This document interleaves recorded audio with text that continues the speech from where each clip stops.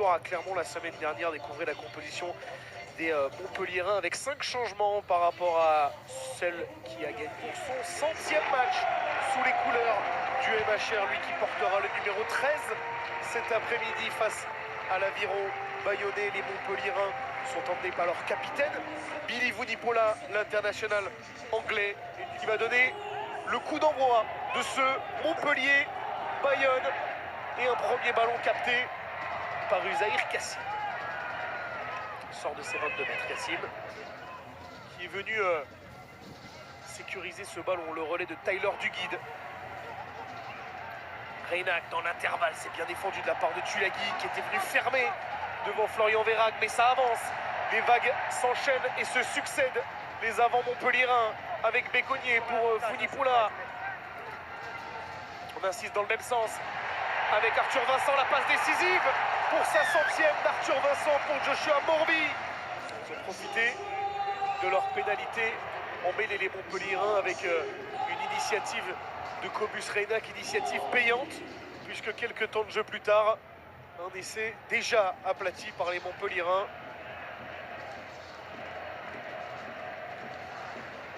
Et c'est le travail des avants dans l'axe qui a payé.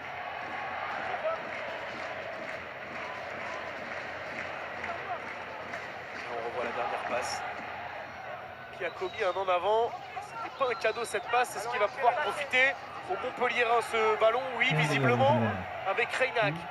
C'est sur Verhaeghe, la passe dans le dos. Hogg, la longue passe de Stuart Hogg pour aller chercher. Et avec la responsabilité d'être le numéro 10 de cette équipe montpelliéraine, il a aussi la responsabilité du but et ça passe 8. Cet essai refusé à Esteban Capilla donc. Avantage en avant. Attention, ça peut aller très vite dans l'autre sens avec le petit jeu au pied par-dessus de Cobus Reynac. Il a le rebond qui lui profite. Et il a le rebond, l'international sud-africain qui termine entre les poteaux pour le deuxième essai des Montpelliérains dans ce premier quart d'heure. Et attention, arbitrage vidéo. Arrêt du temps demandé par Jérémy Rosier, qui se sont vus refuser un essai il y a quelques instants et qui, ici, sur un petit cafouillage, ont été surpris par les avants montpelliérains, puis par Cobus Reynac. Il y a eu de la réussite à Cobus Reynac parce que, vu l'endroit où le ballon rebondit après son jeu au pied, ce qui ressemble plus à un champ de terre ou un champ de sable qu'un terrain de rugby, il a eu beaucoup de réussite. Capté par Verhaeghe, Colli pour sa première passe. Depuis son entrée, où là, il y a eu un choc. Il va être checké parce que Vunipola, il semble un petit peu sonné avec Bordelais. Carton jaune contre Andy Bordelais. Et heureusement que Billy Vunipola a fait un petit changement de direction. Jordan, où est laissé, ballon bien capté une nouvelle fois par Florian Verhaeghe.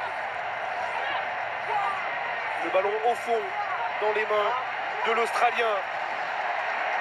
Les trois quarts qui viennent prêter main forte à leurs avants. Et laissé aplati par Jordan, où est laissé 22e minute. Bonus offensif provisoire.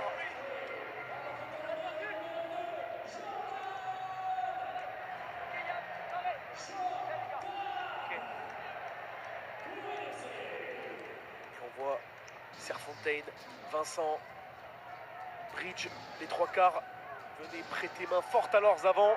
Il y a zéro influence, c'est bon. Ouais, c'est bon. Il va pas se lier au molle et il participe qu'une fois que j'ai baissé les bras, c'est bon.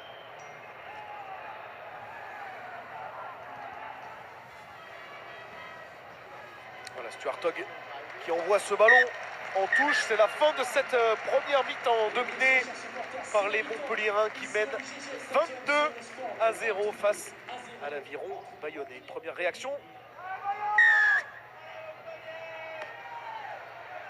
Le coup d'envoi de cette seconde période, donné donc par Camille Lopez, récupéré par Billy Vunipola. Lopez pour Tulagi qui a hésité à servir sur les extérieurs. Il avance, Manu Tulagi. Côté bayonnais, Tom Spring a laissé sa place à Hermine Artegaray, pendant qu'Esteban Capilla il est passé. La voici, la réaction bayonnaise grâce à son international à 7, Esteban Capilla. 50 secondes. Et c'est de la réaction pour Esteban Capilla. On va revoir qui hérite de ce ballon sur la ligne des 40. Le crochet, l'accélération, le deuxième crochet sur Florian Verhaeghe. Et il va vite. Esteban Capilla avec ses grandes jambes. Superbe travail de l'international à 7.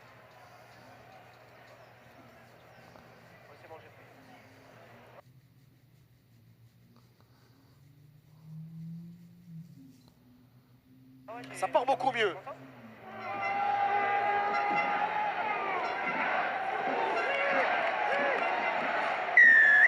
Et la pénalité, ça s'inverse dans le secteur de la mêlée.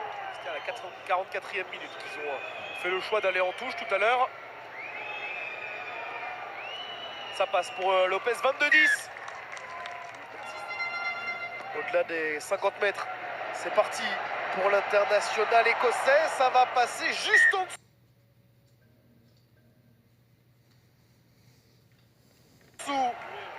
Deuxième échec pour lui.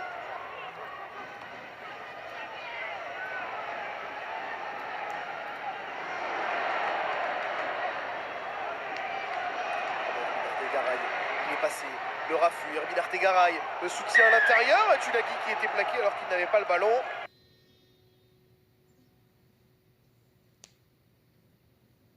Effectivement, pénalité pour les Bayonnais.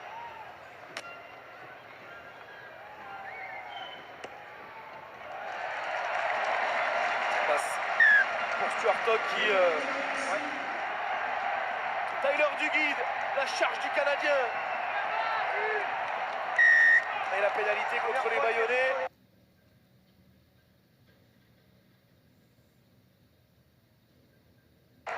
C'est Poloniati. Nous avons Montpellier il est 3 quarts désormais avec Hogg, Simons, l'accélération de Simons pour décaler le Gandébé. L'essai du bonus offensif à la 71e minute. Bonus offensif à conserver pour les Montpelliérains donc. Ouais, vas-y. Et 3 changements pour l'entrée en jeu avec la sortie.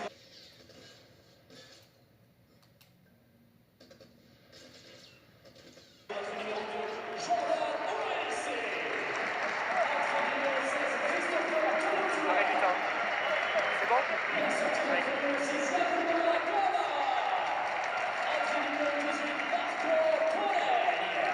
Reprise.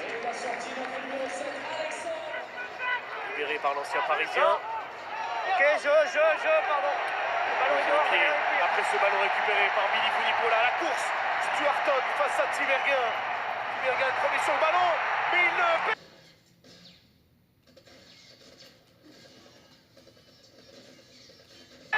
Et ça profite à Stuart Hogg. Oh quel essai sur un ballon récupéré, offert par les Bayonnais. Qui aime essai, Montpellier va l'emporter. Et va même sûrement l'emporter avec le bonus offensif face à l'aviron bayonnais.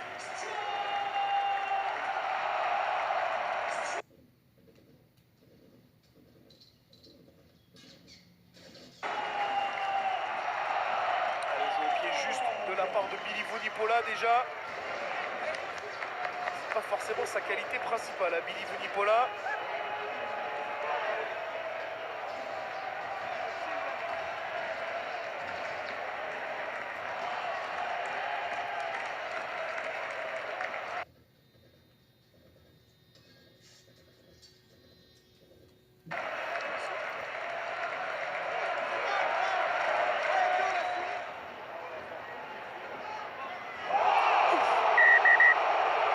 Esteban Capilla qui a littéralement découpé.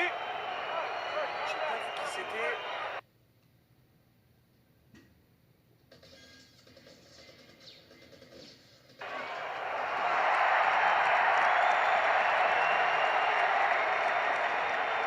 Carton rouge contre Esteban Capilla.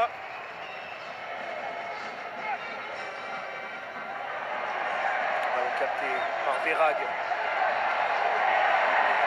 Et un nouveau ballon porté.